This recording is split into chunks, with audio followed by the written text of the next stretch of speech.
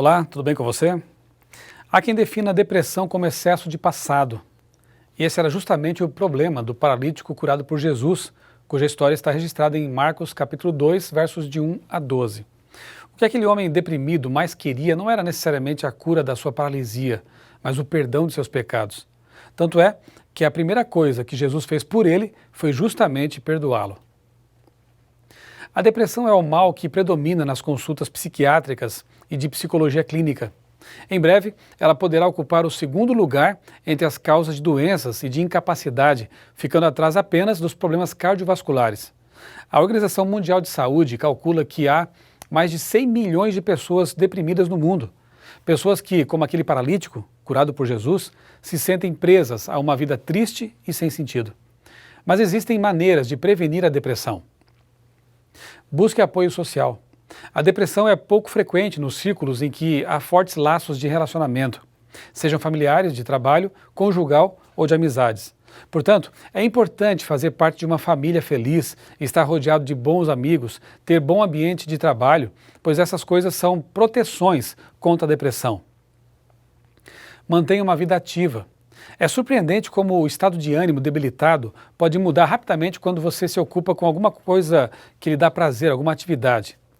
Para evitar a depressão, tome uma atitude e atue de alguma forma. Ocupe-se com tarefas que lhe tragam satisfação e que sejam produtivas e edificantes. Coloque em ordem sua casa, conserte alguma coisa, converse ao telefone com alguém especial. Se puder, pratique esporte ou exercício físico vigoroso, aeróbico. A fadiga, nesse caso, é fonte de saúde e bom humor. Pense corretamente. Conforme as pessoas se centralizam no aspecto sombrio ou no lado positivo das coisas, têm maior ou menor propensão para a depressão. Pensar é um hábito como qualquer outro e deve ser cultivado para evitar a análise negativa das situações. Olhe para o passado com prudência. O passado pode ser fonte de depressão ou de bem-estar emocional. Em vez de pensar nas dificuldades, alegre-se com os tempos e acontecimentos felizes. Se existe algum trauma do passado, abuso sexual, catástrofe natural, algo assim, procure um psicólogo ou psiquiatra que possa ajudar você a elaborar uma forma de superação do ocorrido. Existem também maneiras apropriadas de enfrentar a depressão. Rotina diária.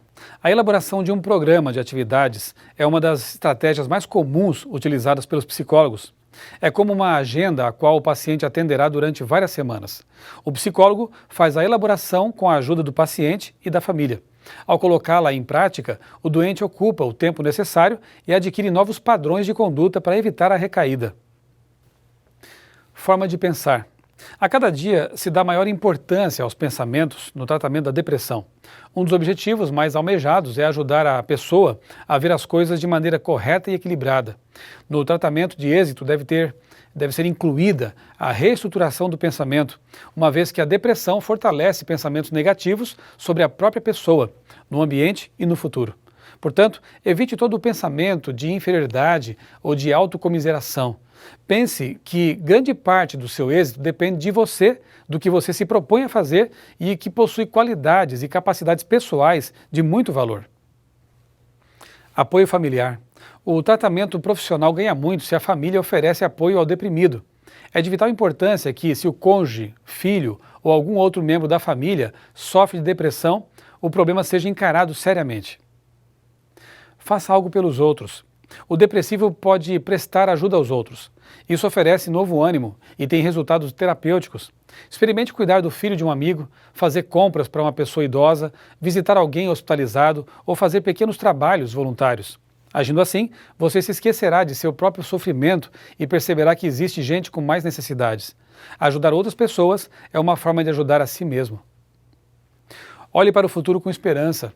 Se você está manifestando os sintomas de depressão, precisa entender que o futuro não está à mercê das circunstâncias. Fuja de todo sentimento de desespero e incapacidade. Terapia divina. Confiar em Deus como um ser disposto a ajudar, proteger, facilitar e favorecer aqueles que o procuram é o primeiro passo para se beneficiar da espiritualidade. Essa convicção produz um relacionamento com a divindade que inspira paz interior. É o mesmo sentimento de um pequeno menino que vai de mãos dadas com seu pai por um caminho pedregoso.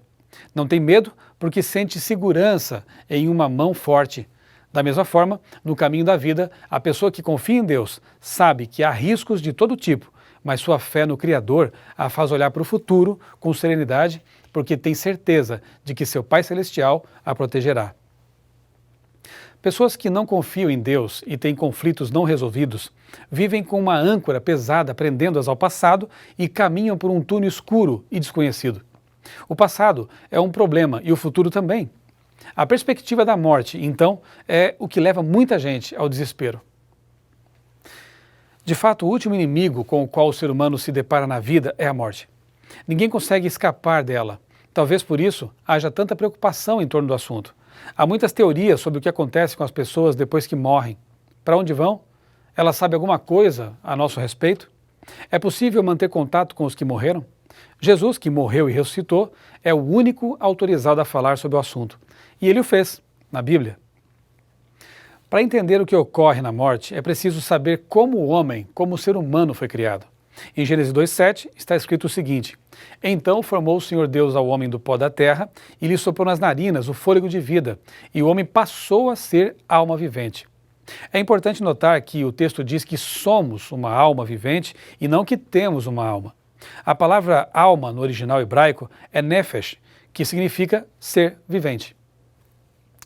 Portanto, pó da terra mais fôlego de vida é igual a alma vivente. Gênesis 3,19 diz que depois de morto o ser humano volta ao pó. A equação então fica assim: alma vivente menos fôlego de vida igual a pó da terra. No momento em que o ser humano morre, o fôlego, espírito, volta para Deus e o pó volta à terra. A alma vivente deixa de existir, ou seja, morre. De fato, por causa do pecado, a alma, ou seja, o ser humano, tornou-se mortal. Em Ezequiel 18,4 afirma-se que a alma que pecar, essa morrerá. Somente Deus é imortal. Isso está lá em 1 Timóteo, capítulo 6, versos 15 e 16. Ainda segundo a Bíblia, os mortos permanecem em estado de inconsciência, incapazes de se comunicar com os vivos. Isso está bem claro em textos como Eclesiastes 9, versos 5 e 6 e Salmo 146, verso 4, entre outros. Sendo assim, os espíritos de mortos dos quais ouvimos falar por aí são outras entidades, e você pode conferir isso em 2 Coríntios 11, 14 e Apocalipse 16, verso 14. Morrer é como dormir e aguardar inconscientemente pela ressurreição. Nada de ir imediatamente para o inferno, nem para o céu, muito menos reencarnar. Hebreus 9, 27 e 28 é um texto muito claro e diz o seguinte: Da mesma forma como o homem está destinado a morrer uma só vez e depois disto enfrentar o juízo, assim também Cristo foi oferecido em sacrifício uma única vez para tirar os pecados de muitos. E aparecerá segunda vez, não para tirar pecado, mas para trazer salvação aos que o aguardam. O bom Deus não nos abandonaria neste mundo de pecado, nos braços da morte. A Bíblia está repleta de promessas relacionadas com a ressurreição para a vida eterna de pessoas que aceitam o plano de Deus, o plano de salvação oferecido pelo Senhor.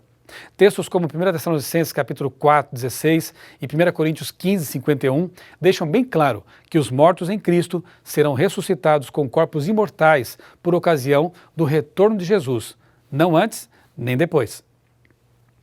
O que determina se participaremos da primeira ressurreição por ocasião da volta de Jesus é nossa relação com Ele hoje.